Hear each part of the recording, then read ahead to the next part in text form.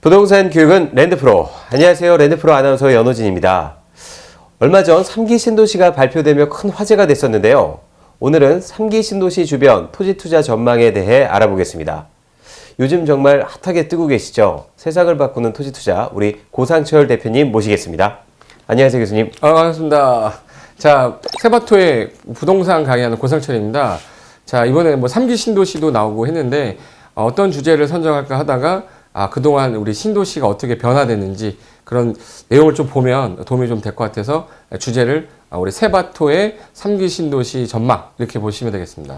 네, 그럼 먼저 그 신도시의 어떤 개념과 정의에 대해 좀 알아보는 시간 갖도록 하겠습니다. 네. 자, 그럼 신도시 어떤 걸 얘기하는 걸까요, 도대체? 그게 옛날에는 세도시라고 이렇게 표현을 했었어요. 1989년도 사진을 뉴스를 보면 이제 200만 호 건설이다 그래가지고 맨 처음에 노태우 대통령 정권 때 89년도에 수도권의 인구가 너무 많이 모일 때 서울의 인구가 1000만이 막 되니까 집값이 너무 치솟는 거예요.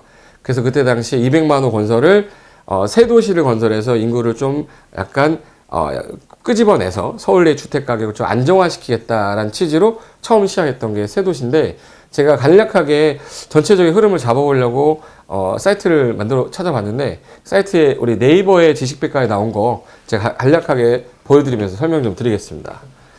자, 여기 보시면 세도시가 아니라 지금 현재는 우리 신도시라고 하는데요. 신도시가 원래 1989년도에 한번 1기 신도시라고 했는데, 그 유명한 5개 있어요. 5개 뭔지 혹시 아세요? 천당못 밑에 분당. 그렇지, 분당. 네네. 그리고 이산 동생. 이산의 동생? 1, 2, 3, 4. 2의 동생. 일산. 일산. 네네네. 일산입니다. 이게 웃기려고 하는 거 아니고 그냥 이제 외우기 편하게 하려고 하는 겁니다. 그래서 하동 위에 상동 가운데 중동. 중동 신도시 있었고, 평촌 3번이 있었는데, 그게 1989년도에 있었던 거예요. 좀 글씨를 좀 크게 하면, 여기 89년도에 1기 신도시가 나왔고요. 2003년도에 이제 2기 신도시가 나왔는데, 그때 2기 신도시는 파주의 운정, 김포 한강 신도시, 또 여기 동탄, 그리고 판교. 그래서 그게 대략 한 2기 신도시라고 보시면 되고, 18년에 드디어 이제 3기 신도시를 우리 12월 달에 국토부 장관께서 발표를 했는데, 첫 번째가 이제 저기 남양주의 왕숙지구, 그리고 이제 인천 계양, 그리고 이제 과천, 하남에서 4군데를 이제 발표를 했는데요. 이제 영어로는 뉴타운이라고도 하는데, 우리는 신도시라고 해서 인공적으로 만든 도시라고 보시면 돼요. 그래서 기존의 논밭이었던 지역을 싹 밀어서 만든 신도시입니다. 그러니까 기존의 어떤 수도권으로부터 인구를 분리시키기 위해 만들어 놓은 생성된 도시라고 생각을 하면 되겠군요. 그렇죠. 그래서 이제 제가 이제 우리나라 신도시 배후 배경을 간단하게 좀 설명드리면, 자, 1기 신도시가 그 당시에 이제 1980년대 국도 종합 계획이 있어요. 그러니까 대한민국 전체에 앞으로 이런 도시를 이런 국가를 만들겠다는 계획에 80년대 초반에 이미 5개 단어가 언급이 됐었어요. 일산, 중동, 평촌, 분당, 3번에서 신도시, 위성도시죠. 그걸 만들어서 인구를 약간 분산시키겠다라는 걸 했었는데, 88년도 대통령 선거 때 그때 당시에 우리 노태우 대통령이 주택 문제가 너무 심각하니 자기를 대통령으로 뽑아주시면 200만 호 건설하겠다 막 이랬거든요. 그래서 그때 당시에 성남에 가면 공설운동장이 있어요. 성남의 공설운동장에서 유세 많이 하고, 고향의 운동장에서 유세하시면서 결국엔 당선이 되면서 진행이 됐던 거죠. 그래서 여기 보시면 그때 당시 분당, 일산, 평촌, 3번 중동에 서울을 중심으로 했을 때 그때 25km 이내에 주택도시, 즉 베드타운을 만들겠다 해서 5개 신도시 들어간 거죠. 그럼 결론은 3기 신도시를 얘기하는데 왜 너 1기 신도시를 얘기하냐, 이거 궁금하잖아. 그래서 제가 지도를 하나 보여드리면, 자, 위치를 한번 볼게요. 자, 이거 확대를 좀 하겠습니다. 여기 보시면은 서울을 중심으로 했을 때 이 빨간 색깔이 우리 1기 신도시인데요.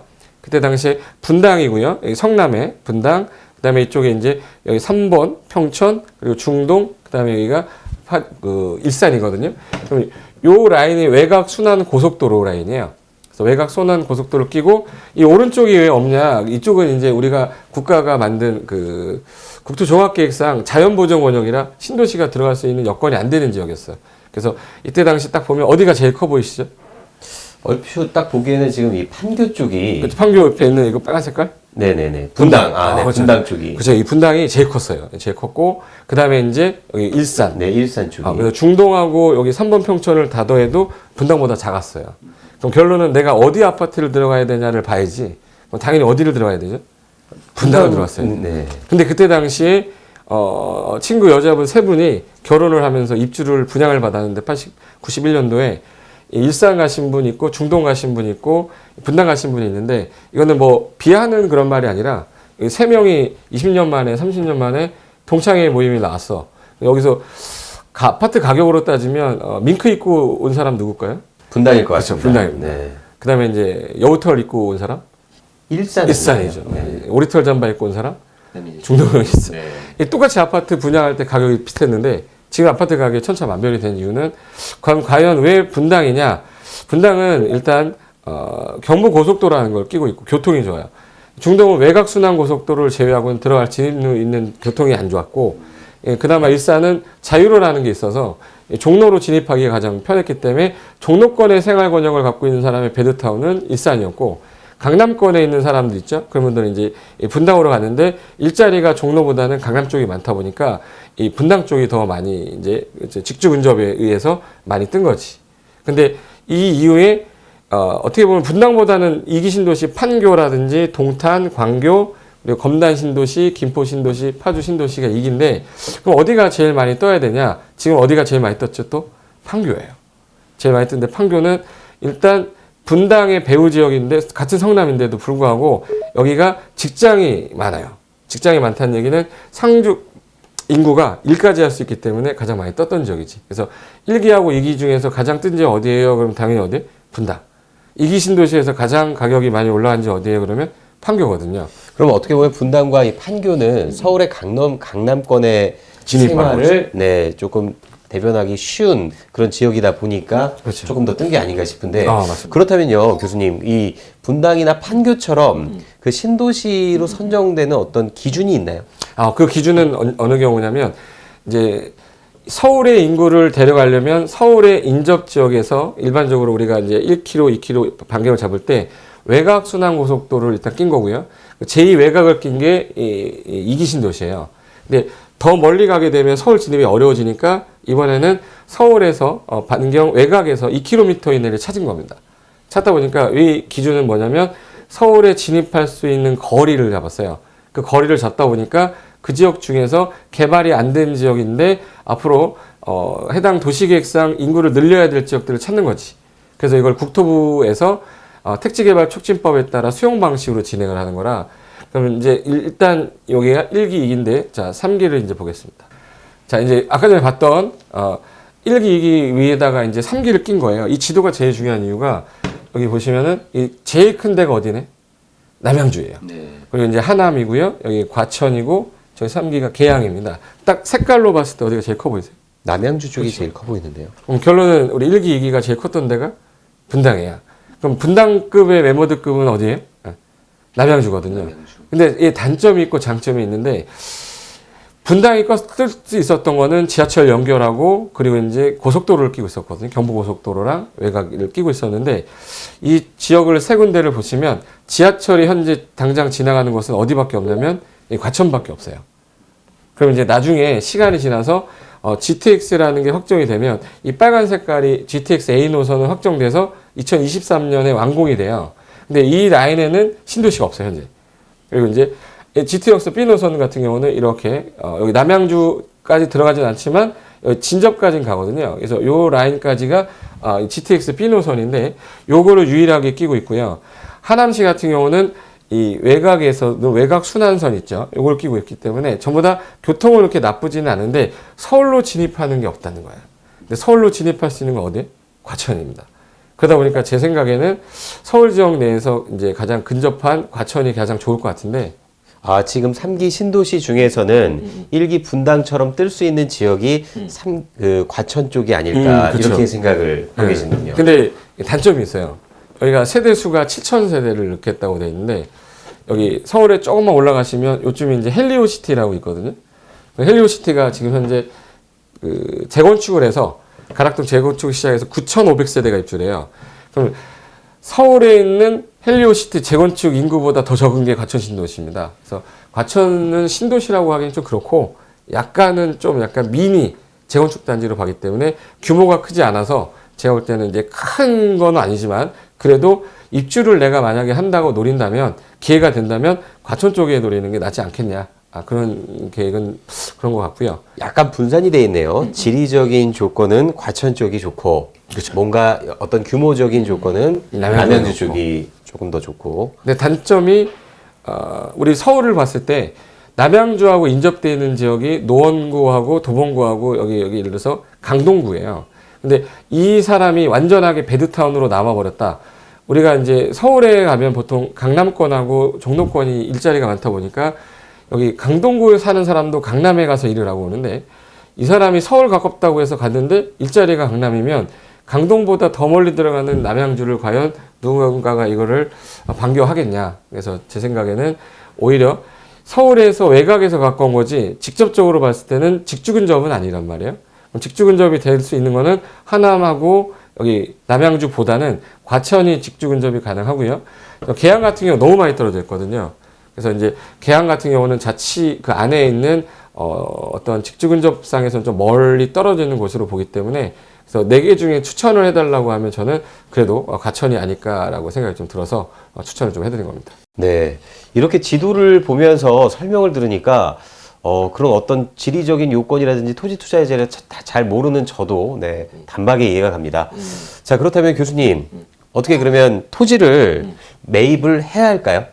그래서 이제 제일 많이 드는 질문 중에 하나인데 이 과천에 내가 마음에 들어서 과천 지역을 가겠다. 그러면 과천 지역 요 안에 있는 토지를 사시면 안 돼요.